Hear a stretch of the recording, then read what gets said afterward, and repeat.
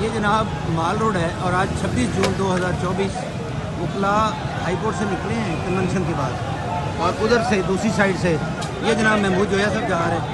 इनकी काविशों से ये आज का कन्वेंशन सभी भाइयों की वजह से सर ये कामयाब हुआ है। पूरे पंजाब से वकला आए हैं और ये वकला ही वकला है कोर्ट के, और फिर दूसरी तरफ से जो MPs हैं, जो रियल रिप्रेजेंटेशन है इस पंजाब में, वो आए हैं।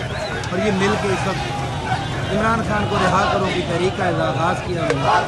और ये देखिए इस वक्त माल रोड पर पूरा पाकिस्तान इंसाफ लायर फोरम ये वकला ही वकला है हर तरफ माशाल्लाह। ये पीछे MPs हैं और MPs का हमने इस्तेमाल किया और उनको लेकर जा रहे हैं हाई कोर्ट के अंदर।